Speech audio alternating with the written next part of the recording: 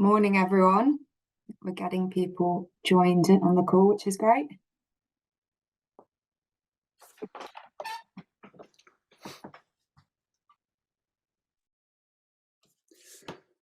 We'll just wait for a few more seconds and then we'll start.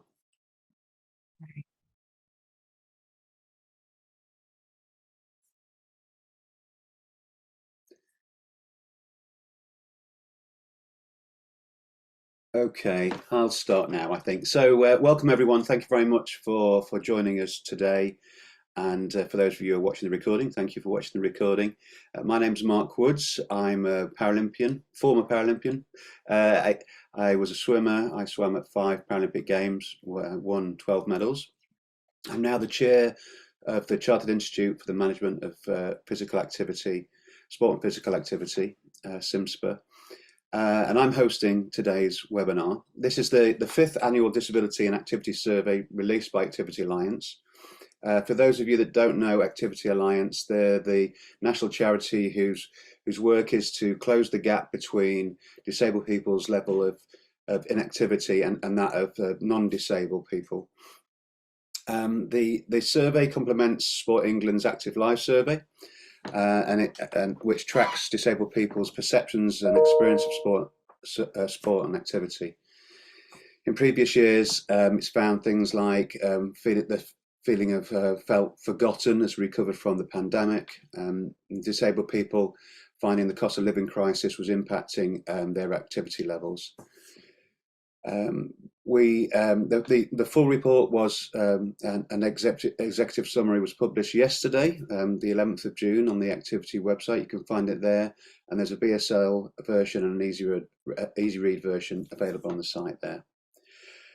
So today, the agenda today, we'll be starting with Annabelle, who's the Activity Alliance's Research and Insight Manager, who will present a brief overview of the survey's findings, and then we'll move to a couple of panel discussions. The first one is a panel where I'll be joined by Belinda, Heather and Nick, who will bring the research to life by sharing their personal stories. Next we will be hearing from Chris and Tara, and they'll be talking about the delivery of the programs that are making the difference for people. And then we'll finish with some closing remarks from Activity Alliance's CEO Adam Blaze, who will talk about what's next for the annual Disability Activity Survey and what it means for us as a sector.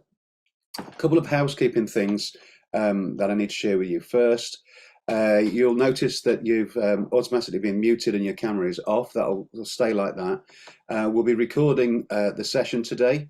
There will be live captioning and BSL on the recording. There was no request for BSL for today, so it's not live now, but on the recording there will be BSL. And then please post any questions or comments in the chat box. We have people monitoring the chat to answer any questions. Wilf just said hello to everybody there, so you can see where the chat box is. We'll be monitoring that and answering questions as we go through the webinar. Any that we don't get round to answering, we will follow up with an answer sheet, which will circulate to all attendees and with any other post-event information that's relevant. If you have any challenges with accessing the webinar today, if you're live on the webinar, please let us know in the chat box and we'll try to address that for you. So without further ado, I would like to hand over to Annabelle to present an overview of the findings. Annabelle. Great, thanks Mark. It's great to be speaking to so many people today. My name, as Mark mentioned, is Annabelle. I'm the Research and Insight Manager at Activity Alliance. And I'll get straight into presenting some of the project's headline findings and recommendations to you all. So just to start with a quick context about our annual Disability and Activity Survey. So as Mark mentioned, this is our 5th year doing our annual Disability and Activity Survey. We've been conducting it every year since 2019. We know that to be able to break down barriers for disabled people in sport and physical activity, we have to truly understand the experiences that they have. And this project does just that. So the aim of the project is to track changes in disabled people's perceptions and experiences of sport and physical activity. So we heard from just under 1,000 disabled people and just over 1,000 non-disabled people. So this was from our survey. We built on our survey results through 3 online co-facilitated workshops, and these were done with 18 disabled people. And these were co-facilitated with disabled researchers. We had a good representation in both the survey and workshop sample. So for our survey, we made sure it was representative of the UK population, and that's representative in terms of demographics. So for example, gender identities, we heard from different ages, ethnicities, regions, and sexual orientations. Our survey was done from October to November last year, and we did our workshops in January to February of this year. So hopefully that provides a bit of a quick context before I present some of the headline findings. So moving to the next slide, please. We've got key findings. So this year, from our findings, we've developed 5 key report themes. So these are displayed on the screen. So the first one being participation and experience. Then we have legacy of COVID-19 and cost of living crisis. We have outdoor spaces and active travel, mental well-being and loneliness, and representation and belonging. So plan for my presentation this morning is just to give a brief overview of some of the headline findings within each theme, but you can find more information and more insight for each of the themes can be read in our full report. And then we've also got a breakdown of a summary version in our executive summary as well. So before I go into more detail within each of the themes, just to give an overview of what we found this year. So overall findings is that since the survey began in 2019, there have been few positive trends in disabled people's participation and experiences. So when we looked at the questions compared to 2019 all the way to 2023, we saw very little change between years. So this really highlights the continual need to collaborate with disabled people, but also with sport and physical activity organisations and providers to achieve fairness for disabled people in sports and activity. So looking at participation and experiences. So we know from Sport England's Active Lives data that disabled people are twice as likely to be inactive compared to non-disabled people. And that's been a consistent finding across years, showing there's been no improvement in the past few years compared to for disabled people's inactivity levels. And if we want to improve those activity levels and decrease inactivity levels, disabled people need to be a priority focus for us all. And our research really builds on that. So this table presented, we're looking at opportunity, want, and enjoyment. So we found that the activity gap remains this year. So that is only 4 in 10 disabled people, that's 43%, feel they have the opportunity to be as active as they want to be. So this is presented in that first opportunity row. And if you look at the final 2 columns for 2023, we see disabled people 43% compared to 69% of non-disabled people saying they have the opportunity to be as active as they like. And when we look back at this finding compared to 2019, we can see there's a small increase, but that's a very small increase. So we've only gone from 40% to 43%. And across the years, there's been very little change. We also know that 3/4, so 76% of disabled people want to be more active. This is compared to 57% of non-disabled people. And 2/3, so 65% enjoyed the last time they took part in sport and activity, compared to 78% of non-disabled people. And again, if we look at want and enjoyment compared to 2019, there's been a small decrease, but again, very little change between years. Also looking at the findings from workshops. So in our workshops, there was a feeling of not being understood and valued by society. Disabled people very much felt left behind, especially in some of the movements that have been happening in society at the moment, and there's still feelings of discrimination. So I've just pulled out a quote here from the main report that really highlights that. So one of our workshop participants said, "There's still discrimination, there are still negative attitudes." So within the report, we've tried to highlight quotes relating to each of the findings and hopefully bring those to life a little bit. So moving on to the next section, legacy of COVID-19 and cost of living crisis. Next slide, please. Thank you. So this theme was the most spoken about in our workshops. So everyone we spoke to had been impacted by cost of living and the COVID-19 pandemic. One of the highlight findings from this section is disabled people are more likely to consider sport and physical activity a luxury rather than necessity. We found that cost of living is affecting everyone's activity levels and how much they socialise, so that's for disabled and non-disabled people. But we found that cost of living is disproportionately impacting disabled women, younger disabled people, ethnically diverse disabled people, and disabled people with 5 or more impairments. There's a feelings of disability tax come out from our workshop findings, so it costs more to live the same quality of life for disabled people compared to non-disabled people. We also found that the activity trap remains. So this is a fear that by being active will result in a losing benefits or financial assistance. So 38% of disabled people who are currently receiving benefits or financial assistance fear that being active will result in this being penalised. And this is a finding that's been consistent in recent years.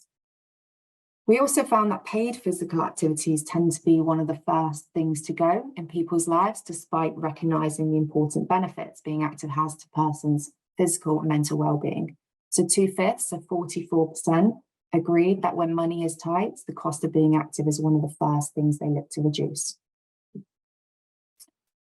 If we move on to the next theme, we're going to outdoor spaces and active travel. So consistent with our findings from last year, outdoor spaces remain the top preference where disabled people want to be active. However, we found that less than half, so 44%, say it's easy for them to physically access outdoor spaces. And that's compared to 78% of non-disabled people. So a real gap in between preference and accessibility there. We also found that planning activities outdoors can add a degree of anxiety. So people are referencing perceptions of lack of available information around accessibility about those outdoor spaces, those perceptions around more expensive traveling to those outdoor spaces, and also lack of support to access those outdoor spaces, and also lack of support when accessing those outdoor spaces. And when we've looked at active travel, we found that just under half of disabled people have a preference to actively travel. So that's actively traveling to the places where they're typically active. Moving on to mental well-being and loneliness. So findings show us that disabled people still experience significantly poorer mental well-being compared to non-disabled people. And this is consistent with findings from last year. We found 20% of disabled people feel lonely often or always, and this is compared to 11% of non-disabled people. We also found the percentage of disabled people who are selecting they feel lonely occasionally or some of the time has increased this year compared to last year, and loneliness is more common among disabled women, LGBT plus disabled individuals, disabled people in lower social grades, those with multiple impairments, and younger disabled people. Positively, and similar to last year, 2/3 of disabled people agree that being active could help them feel less lonely. So there's a real recognition of the power of physical activity and sport on mental well-being. So, and this was really recognised since COVID-19. So people were really referencing that since COVID, they've recognised how important it is for being active on mental health and well-being. And moving on to the final theme, representation and belonging. So disabled people are more than half as likely to see people like me playing, working, and volunteering. So this is referenced in the bar chart on the right-hand side of the slide. So when we look at agreement levels, for those who agree, seeing people like me playing in sport and activity, 1/3 of disabled people agree to that compared to 2/3 of non-disabled people. When we look at agreement levels for seeing people like me working in sport and activity, this goes down to 17% of disabled people compared to 43% of non-disabled people. And then finally, we look at the same figures, so agreement for seeing people like me volunteering, and this goes down a small bit further to 15% of disabled people compared to 42% of non-disabled people. So again, there's real significant gaps between disabled and non-disabled people. We found only 9% of disabled people feel they have the opportunity to become a coach or take on a role in delivering sport or physical activity, and that's compared to 1/4 of non-disabled people. When we look at who is most likely to want that opportunity to become a coach or take on a role, we found disabled men, younger disabled people, and disabled people in lower social grades are more likely to want that opportunity. And there was a real feeling in the workshops of the importance of creating a sense of belonging. So creating a sense of belonging was seen as just as important as having accessible opportunities. So it's considered that first step of having accessible opportunities, but creating a sense of belonging and making sure people feel included and welcome is just as important to motivate and to provide those opportunities for disabled people. Okay, moving on to research recommendations. So based on the insight gathered and those headline findings that I've outlined, we have identified 4 key areas for improvement. So we've outlined 4 key recommendations. So these were developed in collaboration with disabled people, but also in collaboration with organisations involved in delivering and promoting sport and physical activity. So within each recommendation, you can see in our full report and in our executive summary, we've got the key recommendation from a disabled person's perspective. We've got key findings that relate to that, so kind of give you some insight into how that recommendation has come about. And we've got what Activity Alliance will do. So 2 to 4 bullet points of what they will do, what we call on sport and physical activity organisations to do. So again, some more bullet points of key things. And then we've got further reading and useful resources to hopefully help organisations and individuals on their journey to inclusion. So I'm just going to give a bit of a summary of the 4 recommendations and asks. So what I've done in each of the slides is I've pulled out one ask of ourselves as Activity Alliance and one ask out of sport and physical activity organisations. So the first recommendation is consult and collaborate with me and others from different backgrounds to create and shape accessible and inclusive opportunities. So consultation and collaboration was a really key finding from the research this year. Disabled people want to feel heard and valued and to contribute to opportunities. So as an organisation, we will share our learning of working with disabled people with our partners. That's just one of the recommendations we have as an organisation. What we call on organisations to do is prioritise and value collaboration with disabled people and with their supporters. So just pulled out a quote here to really bring that recommendation to life. So one of our workshop participants says, yes, we are a minority, but we equally should have a voice and we should be treated with a level of respect. Moving on to the second recommendation. So this is support me with affordable ways to be active. So Activity Alliance, we will continue to advocate about the activity trap and for funding to tackle inequalities. We call on organisations to understand the financial challenges disabled people are facing and consider the affordability of your offer and be flexible. So again, just a key quote that brings this recommendation to life. So someone from a workshop said, the cost of everything is getting harder and you've got to make decisions as to what you spend your money on. So again, what we found in our findings that when money is tight, cost of being active is one of the first things disabled people look to reduce, and 2/5 of disabled people agreed to that statement. Moving on to the third recommendation, support me to confidently access outdoor spaces. So Activity Alliance will continue to raise awareness about the inequalities in accessing outdoor spaces and share insight with our partners. And we call on organisations to provide information about access and support available. And one suggestion from a workshop participant is to have more information around what is available for disabled people to help them on a journey.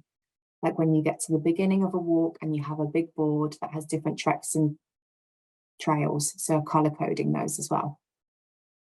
And then moving on to the final recommendation from the research is your workforce can help foster a greater sense of belonging for me and other disabled people and help drive positive change. So as an organisation, we will support all others to embed inclusive practices in their work and across their workforces. We call on organisations to increase their inclusive opportunities and create a more diverse community. And again, just finishing on a quote, someone from our workshops, is you go in there and you feel like the odd one out. You feel everyone's looking at you. You know, it's very intimidating. So again, it's reinforcing that, creating a sense of belonging.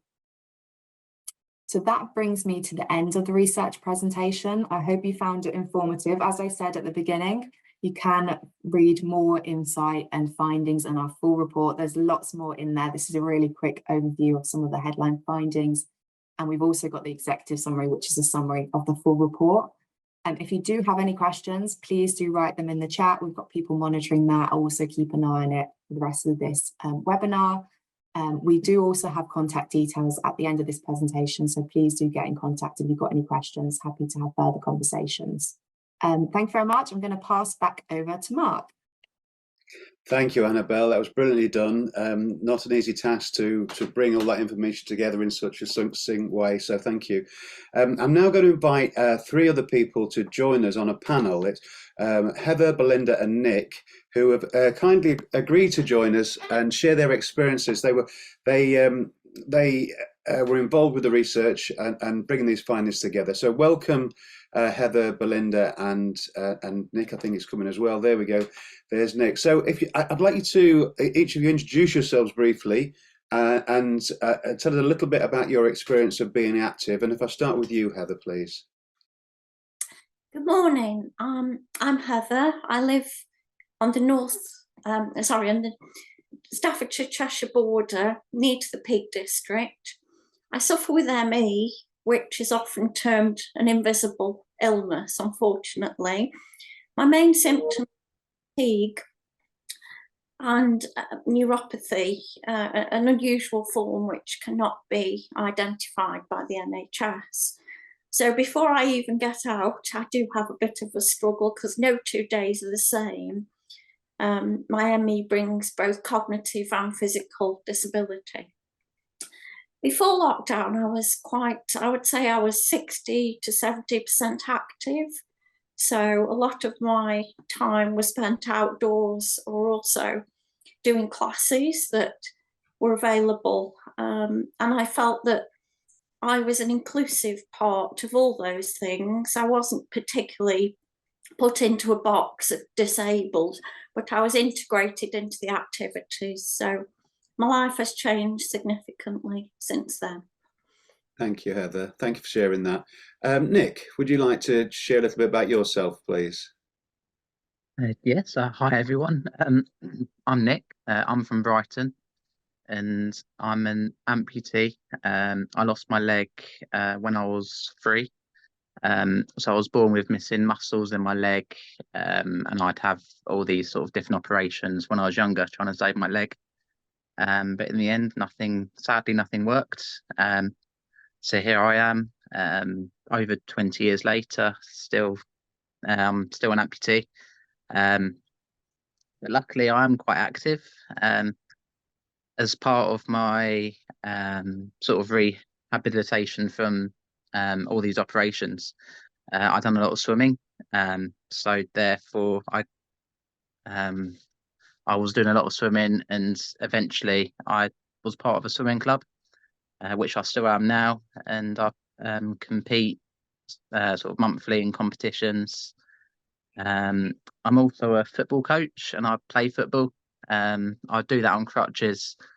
So yeah, I'm really active and I'm lucky for that. Down here, we're really lucky with the disability things that we have down here. Super. Thank you, Nick. Thanks for sharing that. And Belinda. Yeah, hi, I'm Belinda. I used to have 2 jobs working outside for Leeds City Council, and it was both included driving and walking about and being reasonably active in the job. I lost one of the job due to cuts and budget, and the other job I lost due to ill health. And now I find it difficult getting anywhere.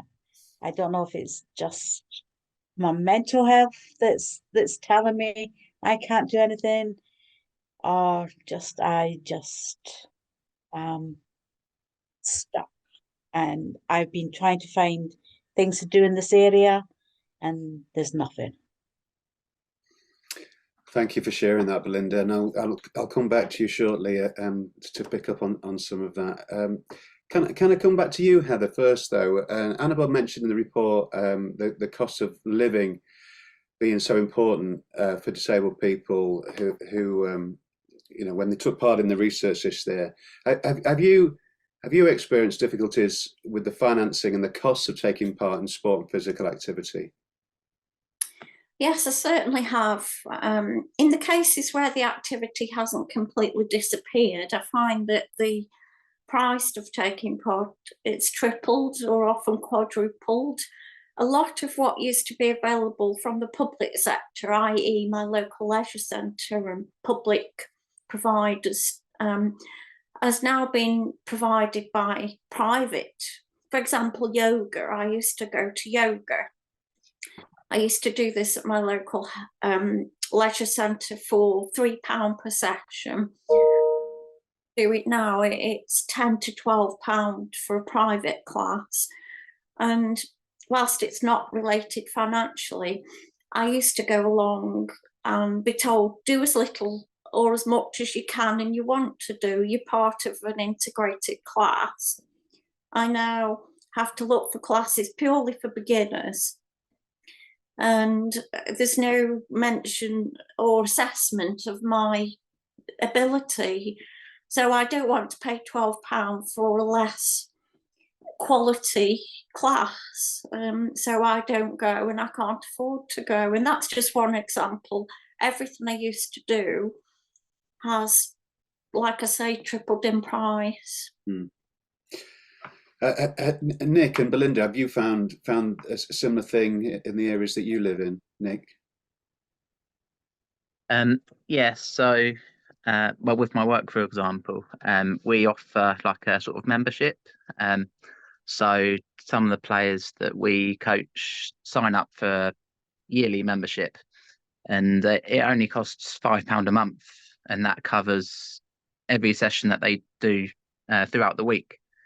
So in that aspect, we're really lucky of the cost and that we can afford to put the price down for players to just do what they can, really, because you found a way around it within your space. It's not the same for everybody, I guess, is what we're hearing from Heather.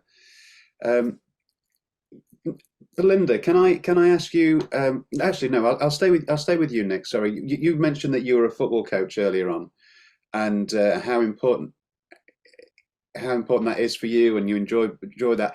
But how important is it for the workforce to have disabled people getting involved and being a coach and being role models for other people? How important is that, do you think?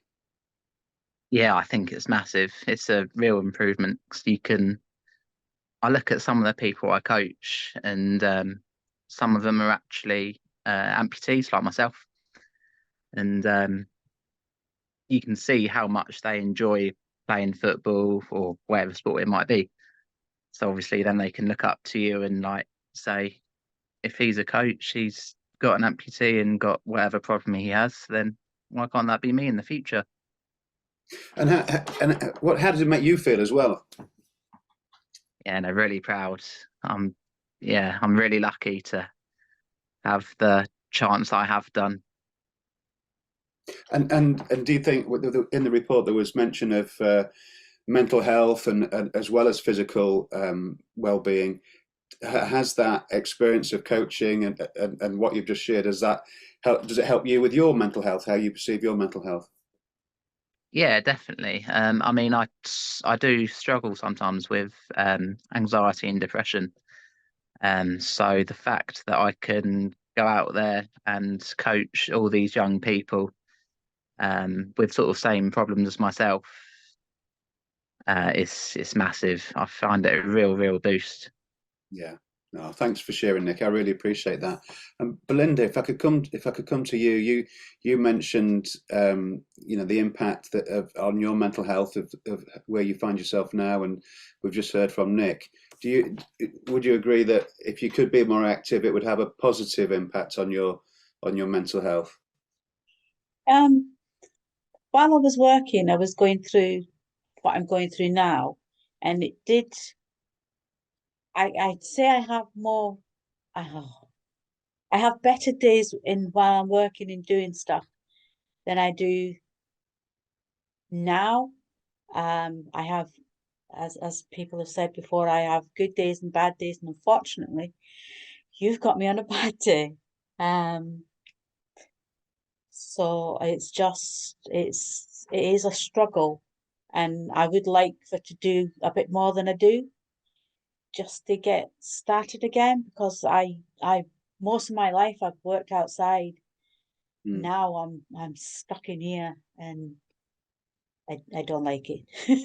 What do you think activity providers could do to help you, Belinda? Roundabout, I've researched this area, and this area's got lots of things to do for people that's got learning disabilities. Unfortunately, I'm not classed as learning disabled, although I am now, because this doesn't work anymore. Sorry, I don't mean to be flippant. But there's nothing for people who are like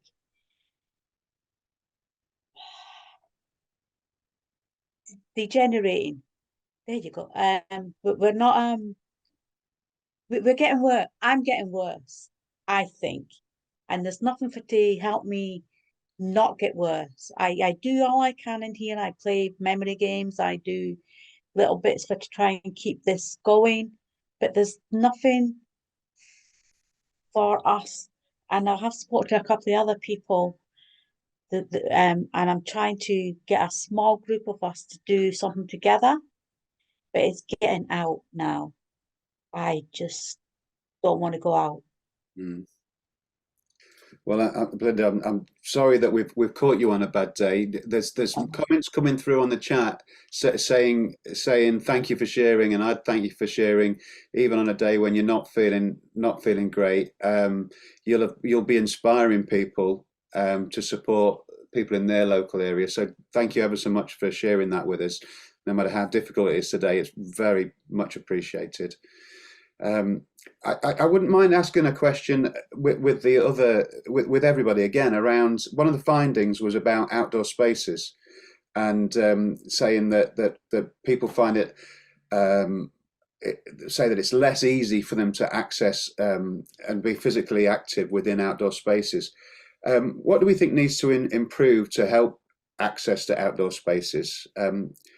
Heather, Nick, what are your thoughts on that? I think I used to go on walks that, you know, were tailored for people like myself, 1 to 2 miles, easy walk, flat. You know, it was more about the interaction as well and feeling part of something, looking at wildlife.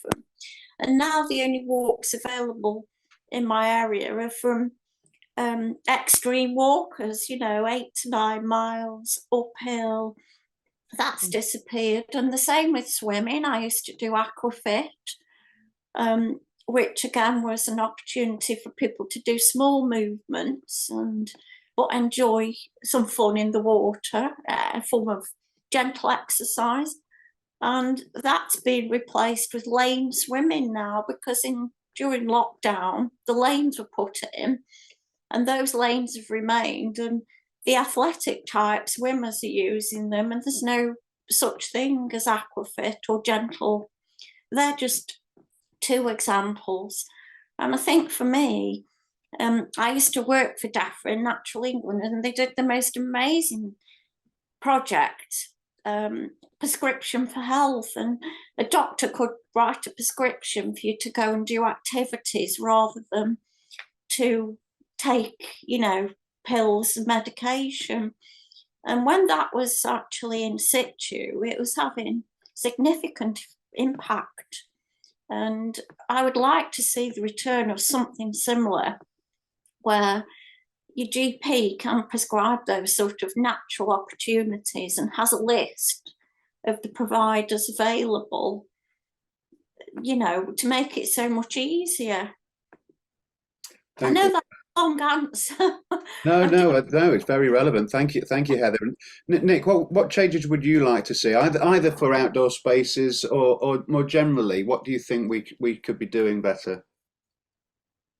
I think the local council around me, they have a lot of public transport, but they don't really have any for like, say if there's a disabled person that wants to go to the local leisure centre, they'd have to go to the bus stop, which for me is quite a bit of a walk. But if there was more bus stops around the area, and there was just a private sort of bus or a private sort of pub, anything, like minibus, whatever, just going to the gym, that would, obviously with people that suffer from mental health, it's not as busy, it's more local, and it goes right to it. I think that would be a real beneficiary. Yeah. Okay. Thank you, everybody, and I mean, all three of you, absolutely fantastic insights. You do help bring it alive. What we're sharing today. Belinda, in the chat, I don't know if you're looking at the chat, there's quite a few people saying, whereabouts do you live? Can I help you? Get in touch. People who want to support you and help you to the best of their ability. So if you're comfortable with doing that, reaching out to people there, there's the opportunity there in the chat if you just want to have a look at that. But thank you, all three of you, really appreciate it. I know everybody that signed in today will very much have appreciated your time and sharing your experiences. So thank you, all three of you. I'd give you a round of applause, but it's a bit meaningless. But here, a round of applause from me. Next panel discussion is with some practitioners. So we've got Chris and Tara, who've delivered Activity Alliance's Get Out and Get Active programme, and they're going to share some insights from their experiences on the steps that can be put in place to increase the opportunities for disabled people. So if I could get Chris and Tara are going to pop up on the screen any second now, and I'm going to get each of them, both of them, to introduce themselves. Chris, you've popped up first, so perhaps you could introduce yourself. That would be fantastic. Thank you. Yep, no worries. I'm Chris Frost. I work at Amber Valley CVS in Derbyshire.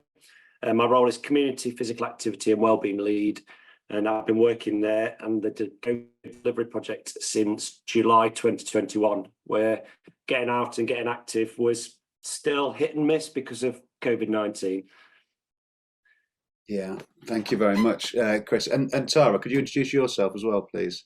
Hi everybody, my name's Tara Mackins. I'm founder and director of Tailored Leisure. So we are a fitness and wellbeing and short break service, a CIC that's soon to be a charity based in Sunderland.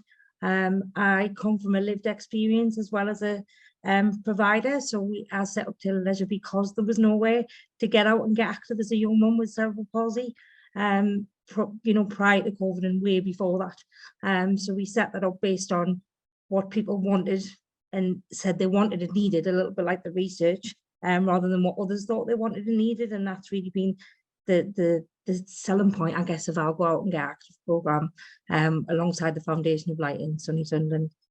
Great, thank you, Tara. And I'm going to come back to you and ask about the importance of representation in the workforce in a second. But to come back to you then, Chris. So tell us, there's a lot in the research, and we've seen the highlights there.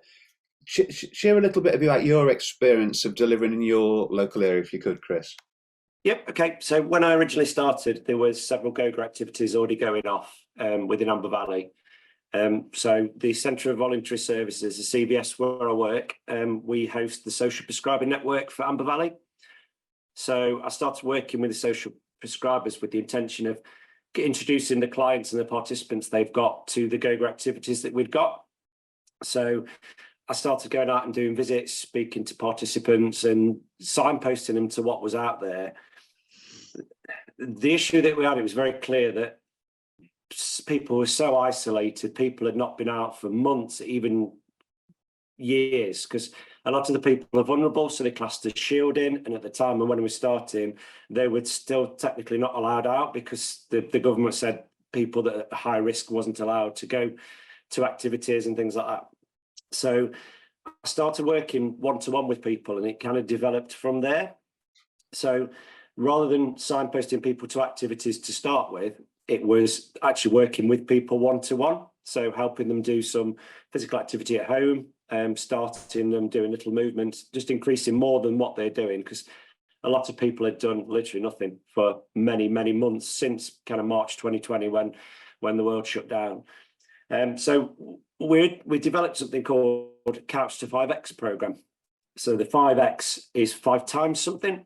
So what we was doing is we're setting people little tasks to try 5 times a week, just to try and get a little bit more movement in their lives. So just a very brief example, one chap, he'd been referred to me by the social prescribers. He'd fell down the stairs in his flat, so his confidence was absolutely through the floor. He'd broke his ankle and he just didn't want to go out because he had a fear of falling, became weak, lost his confidence. So we started with him doing very basic chair-based exercise, then started progressing on to doing some marching on the spot, some squats, to some very low-level things. Built him up over 6 weeks to the point he was confident enough to then start being able to go out again. And he said he would have never even thought about doing these little bits and bobs himself, but it's because he's got somebody that's there mentoring him, that's saying, look, try this. Next week, we'll try some. If we need to go back and do a little bit less, that's fine. If we need to do a bit more, that's fine. We'll carry on. So it's just working these very tailored individual programs to get people to do that little bit extra than they do the week before. People think physical activity is your sport, it's your running, it's your swimming, it's your cycling. I was trying to say to some people, look, even just getting out the chair, not using your hands, or when you're lowering yourself down, lower slowly to engage your legs. If you can get some tins of beans next to where you're watching telly and do some bicep curls, just little tiny bits of movement. It's still physical activity. It's just trying to change that perception with people. That's what we was trying to do. And that's where the program's been really successful in Amber Valley. I really love that, Chris. I like the notion that you're understanding where people need to enter into physical activity rather than planning physical activity and assuming that people can will all enter at the same level. It's being proactive in that space of finding that entry point for each person, I guess. Yes, it's flipping it on its head, of rather than signposting to something that you think they would want to do, it's what would you like to do? What is your goal at the end of this program? One lady was, I'd love to be able to go shopping, but the bus stops 100 yards down my road and I could never walk there without my walker. Okay, well, we'll start doing some building it up in your house, even if it takes you 20 weeks or whatever. If you want that as your goal, we will try and get you to that goal. And it's just, that is why I think most people have engaged and kind of been receptive to it, because it's not somebody coming in going, right, you need to do this, this and this. Yeah. It is in a little way in regards to, let's try get you to try this, but it's what is it you actually want to do at the end of it.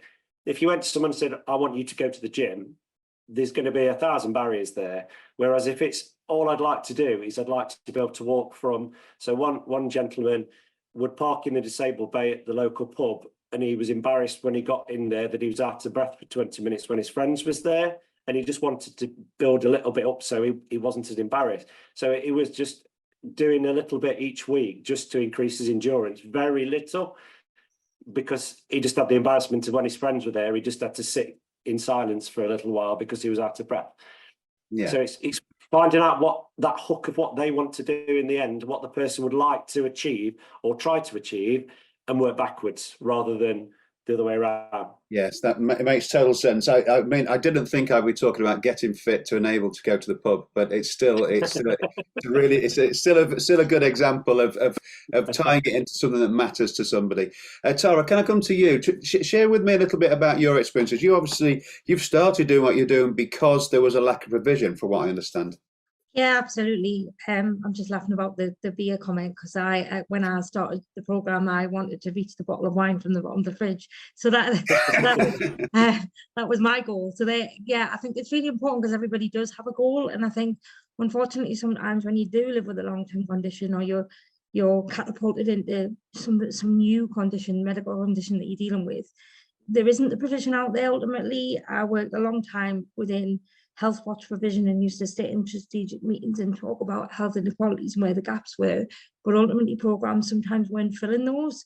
So what I hope to set up in Taylor Leisure is something that has done that, you know, a bit like what Chris says, really get into the nitty-gritty of what people really want. So we ask that question: do you want boxercise? Do you want yoga? Do you want Tai Chi? What is it you want? And we've gone out and found those instructors that can facilitate that at their level. We've got some clients that have more movement than others. We've got some clients that have none and move their heads. We've got our youngest participant at 5 years old and our oldest at 92. So it's about facilitating services for everybody. The Get Out and Get Active programs really allowed us to do that as a small organisation. We started by just putting a community session on and opening the door and saying, please come and register. Let us tailor this to you. And that's been our biggest success ever. But I think the one thing that a lot of our clients that we've seen shape is that it has given them a sense of purpose.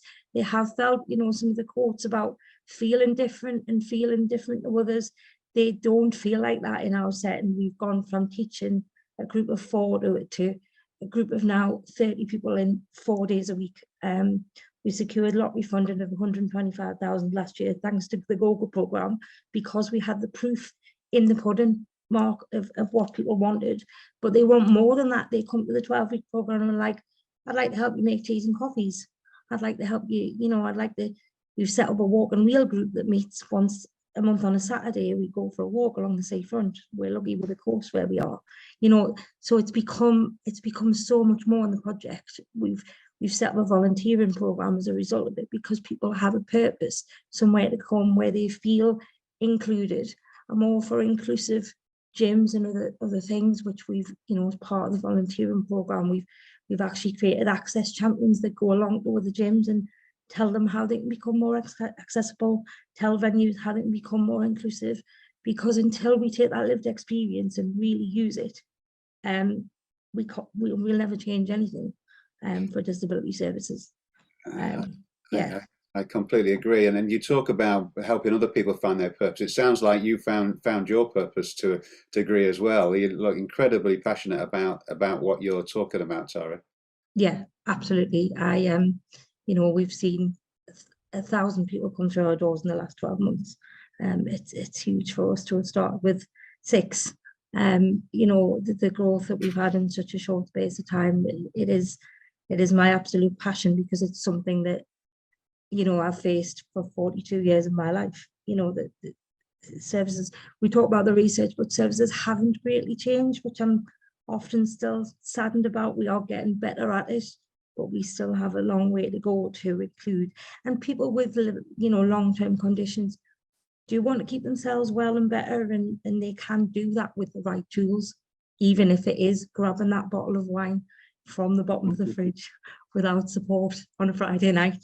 Because you two are 2 of the best instructors that I've ever met. I love the way you're motivating yourselves. Tara, just another quick question for you, because we talked earlier about representation in the workforce, and you mentioned yourself about lived experience and how important that is to bring it to the work that you're doing. Exactly. Just to explain a little bit more about that. How are people responding to you? Because knowing that you've got lived experience of something, maybe not the same, but that you'll have a better understanding, a different understanding. I think it becomes part of, I mean, you know, people see what we've achieved in Taylor Leisure, and they want that for themselves. They come part of the volunteering program. Jane, who was one of our users during COVID, during the online program, she, who I know doesn't mind me sharing her story, she's now employed through the program because she came through the fitness program, got herself in a position of employment, and we were able to offer that.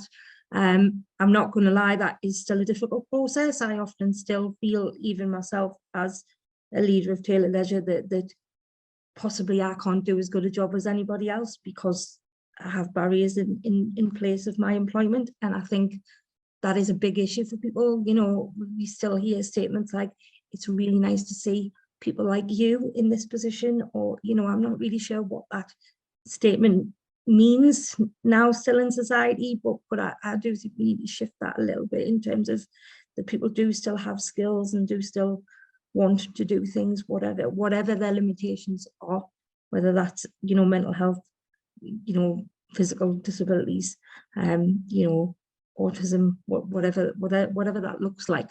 We all have a barrier on a day-to-day basis, whether we're an able person, we've just got kids to see to at 9 o'clock in the morning, that makes that a barrier. That for me in the workforce has really got to be a shift. But I do think knowledge is power. I do think employees want to do that. They just aren't in a place necessarily where they know where that person might get the right support. Yeah. A question just come through here from James Timmins, and I actually like to ask you both it to see that if there's a difference between how you're received. The question is around approaching leisure centres and organisations about becoming more inclusive and accessible for disabled people, and how those conversations are received. Chris, have you got experience of that, and where the challenges are around that, and then I'll come to you, Tara, to answer the same question. So we've got a really good relationship with Places Leisure and the local leisure centres, that we do some of the GoGo activities there. So we do something called Activity for All, which is renting out one of the badminton courts and just having as many sports on as possible so people can try everything. It's not just focused on badminton or focused on squash. You could come and pick a ball up and just play catch. Or we just have an inclusive activities for everybody.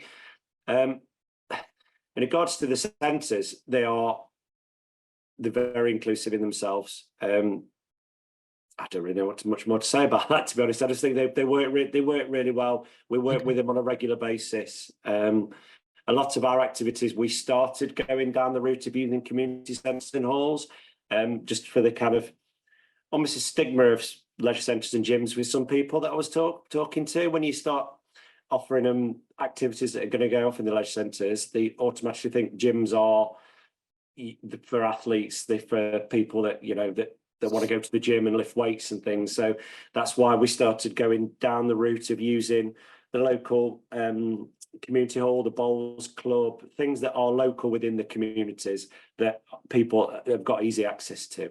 But like I say, we work with Places, we work with Belper Leisure Centre, and I think they are really good in regards to inclusive activity. And they've been receptive to anything that we've tried, and they offer things already that we've kind of piggybacked on the back of as well. Great, thank you, Chris. And Tara, how have you found that?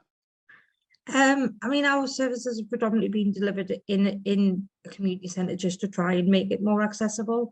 I think our approach to leisure centres has been to do an access audit. So what we do is set up baseline questions with people with lived experience around what they want to see improved in accessibility, whether it be the pool hoist, whether it be the gym access, but also just think working together and being in that partnership. I think sometimes larger leisure centres can be, when you talk about working with children with additional needs, as an example, they kind of think, oh, is that beyond our staffing skills or whatever it is? So I think just working together to say, well, actually, could we support you with that? So how can we negotiate that between the equipment that you have and us as an organisation? How can we pilot that? How can we see whether it works or not? Because I think we can all stand away from it and everybody wants to do it, but they're not really always maybe as equipped as one to do it. And I think just having those tools and those questions of people with the lived experience to be able to say, actually, if you made that really small adjustment, it would make me want to come into the leisure centre. So an example of that is our leisure centre's got a buzzer that you buzz through the car park to get to disabled parking. You can't reach it unless you put a stick out the side of the car door. So already you don't want to go in because it takes you 25 minutes to get in the car park. So it's those simple things that are like, already I'm done and I want to go to the community centre because it's already, I can't even get through the front door, never mind in the gym. That's another great example of actually, if somebody had consulted a little bit more carefully, they wouldn't have had a situation like that. Great examples from both of you. Really appreciate it. Lots of comments in the chat about the work that you're doing and the impact that you're having. So thank you both for coming today and being part of this. But please continue doing what you're doing. It's fabulous responses to the questions, but the work generally is excellent. So thank you again. I'm now going to move on to Adam Blaze, the CEO of Activity Alliance, and who's going to just share some closing remarks. Hi, Adam. Thanks, Mark, and hi everyone. I guess I've got a bit of a mixture of emotions. Like there's real frustration around some of the situations we hear and find, and listening to the people that are on the call and some of the results of the survey. But then there's like real empowerment from hearing what people are doing. Tara and Chris, hearing what you're doing, how you're changing people's lives. That's amazing. I could talk for the rest of the day about what we've heard in the last 54 minutes, but I've got about 3 minutes and I'm not allowed because the team will kill me, so I won't do that. But what I will give is a bit of an update on what's going on with the survey and what's next, because we are doing more. So this isn't the only thing you'll see or hear from us or that we will share around this survey. So we are going to do some work on an impairment report in partnership with some of our key partners, which will launch at the end of summer. That's assuming that summer actually starts, but it will be coming at some point later this year. We're then going to do we are going to do a deeper dive into some of the data, because we've got really powerful data within the survey. So we're going to do a bit of a deeper dive around that will give us more that we will share. And then, as you might have experienced last year, we're going to run some of those themed events again. So some of the key things that are coming out from the survey, we're going to look to do more in that space. So you will hear more from us. I've seen some of the things in the chat and listened to the questions. So we'll share what we've got already and more stuff, and we can share the slides and things like that if people want them. So that's the bit I'm meant to say, so you understand what's coming next. I also want to say thank you to people. So thanks to Mark for hosting it, because you've done a really great job of hosting, which is exactly what we wanted and what we needed.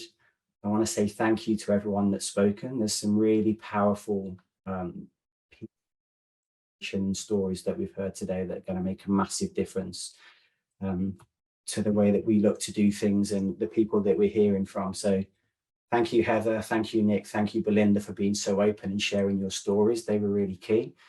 The fact that you can share those with people in this environment is really important. Thanks to Chris and Tara for definitely leading the change that is needed out there. And before I hand back to Mark to just wrap up the last bit and explain the QR code and things that are on the screen, the findings of this report are really important to us, which also means that everyone that's on this call, and more importantly, probably people that aren't, the work that we do together is going to be critical. I don't want to keep coming back year on year and not creating change. So we have to do something about these findings. And in a year when we're going to get a new government, we're launching a new strategy. We've got Paralympics that's not far from home. Like, this is the time now for us to work together and try and change things. So thank you to everyone that's given up their time today and for the work that you're doing. I'm going to hand back to Mark to finish up. Thank you, Adam. I just echo what Adam said there. Big thank you to the team that have put together the survey and the work that's gone into it and collating all the information, for all the people who took part in the survey and for the people who took part in today's webinar. So powerful. All the conversations that we've had have been so impactful. So thank you very much from me personally. Thank you for attending, the people that have dialed in live to watch this, and if there'll be others who are watching it later. So thank you for taking time to look at this. If there are any questions we didn't manage to answer, we'll send out a question and answer sheet along with the event recording to all event attendees. But to help us improve and to support, think about how we support you in the future with online events, we'd like to hear your feedback. Now you'll see a QR code there on the slide. You can either use that QR code or complete, should be a survey link that's gone into the chat now. I'm just looking to see if it's not there yet. I don't think it's coming. Oh no, yes it is, sorry, I'm looking too far down. So Wilf has posted a survey link, so if you could do that either via the QR code or via the link, just helps us improve what we do and helps us think about how we work with you. Any other follow-up questions, please do get in touch with Activity Alliance directly. Please continue to support the work that the Activity Alliance does, and the people that we're all here for in society who just want to be active and get out there and enjoy life. So thank you again, and hope to see you again another time.